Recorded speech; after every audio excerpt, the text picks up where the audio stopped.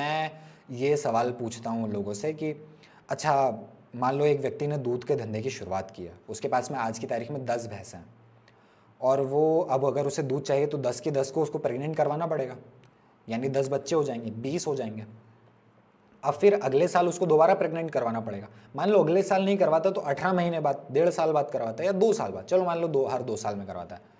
अब 2 साल बाद उसके पास में कितने, 30 जानवर हो गए। फिर 2 साल बाद उसके पास में कितने, 40 जानवर हो गए।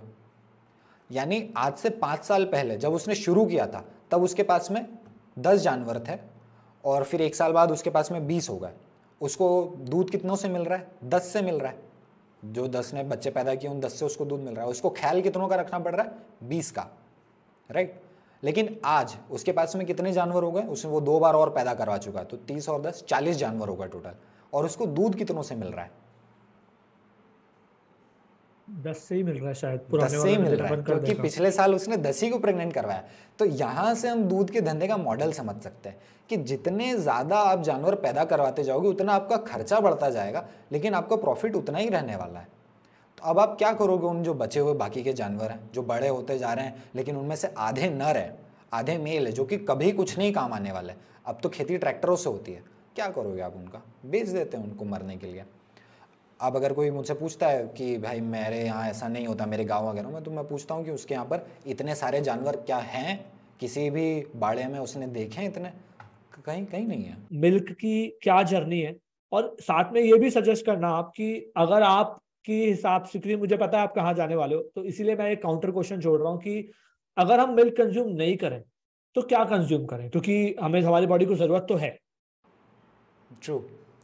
जी, सबसे पहले तो हम थोड़ा सा दूध की कहानी पर बात कर लेते हैं, फिर कैल्शियम का मुझे ज़रूर याद दिलाइएगा, उस पर मैं आपको एक बहुत इंटरेस्टिंग व्यू पॉइंट देने वाला हूँ। तो मिल्क की कहानी सबसे पहले तो शुरू होती है, कोई भी गाय भैंस होती है उसको बच्चा पैदा होना ज़रूरी है उसका दूध देने के लिए। बेसिकली वो उसके बच्चे के लिए ही होता है दूध, ताकि उसको पोषण मिल सके। अब अगर वो सारा दूध बच्चा पी लेगा तो हमें नहीं मिल पाएगा। अब यहाँ पर कई लोग कहते हैं कि भाई अगर सारा दूध बच्चा पी लेगा तो वो बीमार हो जाएगा।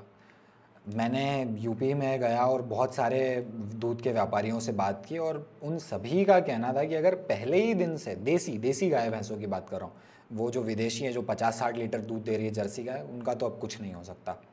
पर जो देसी जानवर हैं जिनके साथ में ज़्यादा छेड़खानी नहीं हुई है, उनको, बछड़ों को अगर शुरू से ही पहले दिन से ही सारा दूध पीने दिया जाए वो पी लेते हैं, उसमें ऐसी कोई दिक्कत नहीं आती है उनको आगे चलकर भी। पर हम करते ही हैं कि उसी दिन से दूध निकालना शुरू कर देते हैं और सुबह शाम केवल 2 ही बार उनको दूध पीने देते हैं।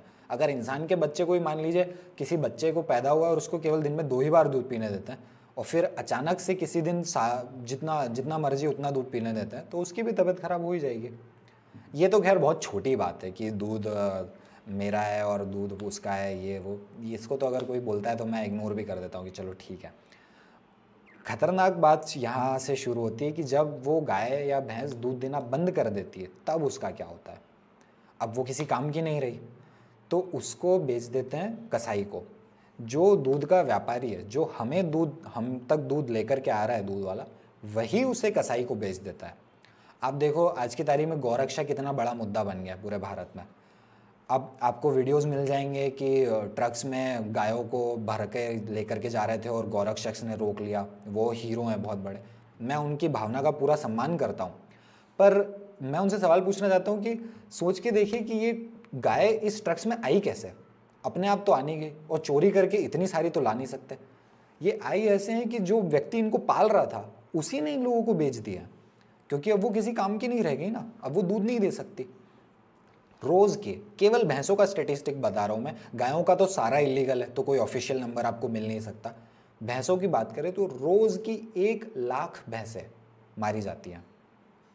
रोज की 1 लाख भैंसें केवल और केवल दूध में, जो दूध देना बंद कर देती हैं उसके बाद में, वो रोज की 1 लाख भैंसें मार दी जाती हैं। अब अगर नर बछड़ा हो गया ऐसे ही, तो नर बछड़ा भी दूध नहीं देता, नर बछड़े को भी सेम व्हील के लिए मार दिया जाता है, VEAL, व्हील यानी जो सॉफ्ट मांस होता है, जो छोटे, जो अभी पूरे तरीके से बड़े नहीं हुए उनका, उसके लिए उसको मार दिया जाता है। तो जितने भी लोग बीफ खा रहे हैं, मैं ये कहता हूँ कि जितने भी लोग बैठ करके बीफ खा रहे हैं, उनको बीफ परोसने का काम सारे शाकाहारी लोग ही कर रहे हैं। उन तक बीफ पहुंचाने का काम सारे दूध वाले ही कर रहे हैं। अगर भारत में कोई भी बीफ इंडस्ट्री भारत में नहीं है, बीफ इंडस्ट्री जैसी कोई चीज़ नहीं है, जितने अभी बीफ भारत में होता है टॉप शायद सेकंड या थर्ड नंबर पर है, लेटेस्ट डेटा मुझे देखना पड़ेगा, बीफ एक्सपोर्ट करने के मामले में दुनिया में। अब ये जो सारा बीफ एक्सपोर्ट हो रहा है केवल और केवल दूध वाले जानवरों से ही आ रहा है, इसके कोई और दूसरा सोर्स है ही नहीं। इसमें लोग मुझसे कहते हैं कि अगर हमने दूध पीना छोड़ दिया तब तो और ज़्यादा जानवर मारे जाएंगे। तो मैं कहता हूँ कि भाई अभी हम दूध पी रहे हैं ना, अभी तो दूध पी रहे हैं, अभी कितने जानवर मारे जा रहे हैं? रोज़ के 1 लाख। इससे बुरा और कुछ हो सकता है क्या? इससे बुरा और कुछ नहीं हो सकता यार, रोज़ के 1 लाख जानवर मर रहे हैं। जो मैंने चिकन्स के बारे में बात बताई थी कि 70% वज़न केवल और केवल पोल्ट्री एनिमल्स का, बाकी के 30% में सारे बर्ड्स हैं दुनिया के। उसमें अगर हम मैमल्स की बात करें, उसी सेम स्टडी की बात कर रहा हूँ, मैमल्स की बात करें, स्तनधारी जीव, तो उसमें 60% वज़न केवल और केवल गाय भैंसों और सुअरों का है। 60%, 60%। उसके बाद 36% इंसानों का है और 4% जंगली जानवरों का है। सिर्फ 4%। इसमें हिप्पोपोटेमस, जिराफ, हाथी सब आ गए, सब बड़े बड़े जानवर आ गए, वो केवल 4% है। 60% केवल गाय भैंसे और सुअर है।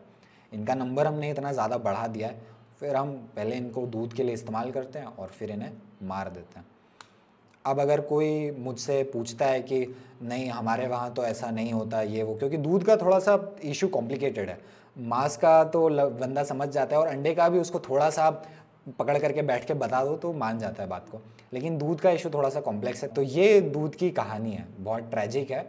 और ज़्यादा ट्रैजिक इसलिए क्योंकि मांस वगैरह में और अंडे वगैरह में तो हम कोई दिखावा भी नहीं करते हैं कि हमें उनकी कोई परवाह भी है, सीधा मार करके खा जाते हैं। पर दूध के मामले में हमें लगता है कि हम उनकी भलाई कर रहे हैं,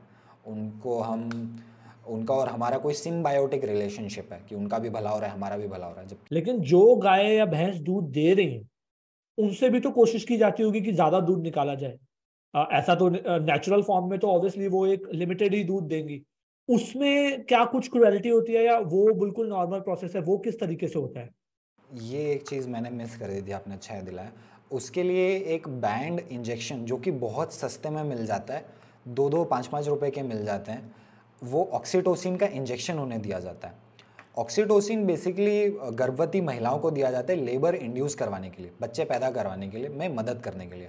तो जब गाय भैंसों को रोज़ाना ऑक्सीटोसिन इंजेक्शन दिए जाता है, अगेन इन्वेस्टिगेशंस अवेलेबल है जिसमें जो व्यापारी है वो खुद ये एडमिट कर रहे हैं कि हाँ इसको रोज़ हम सुबह शाम 2 टाइम देते हैं। तो पहली तो बात, जब उनको इंजेक्शन देते तो उनको प्रसव पीड़ा, लेबर पेन जितना पेन होना तय है, क्योंकि पेट में कॉन्ट्रैक्शंस होंगे उनको, तभी तो वो इसीलिए तो उस ड्रग का इस्तेमाल किया जाता है बेसिकली। और उससे होता यह है कि वो जो थोड़ा बहुत दूध बचा करके रखते हैं, होल्ड करके रखते हैं अपने थनों में, पेट में, वो नहीं रख पाते और सारा दूध रिलीज हो जाता है। तो दूध बेसिकली जो व्यापारी है उन्हें लगता है कि ये ज़्यादा दूध आ गया है और इसलिए फिर उनको लगातार ये ऑक्सीटोसिन के इंजेक्शन दिए जाते हैं। बहुत कॉमन है और इलीगल है, लेकिन बिल्कुल रैम्पेंट है ये चीज़।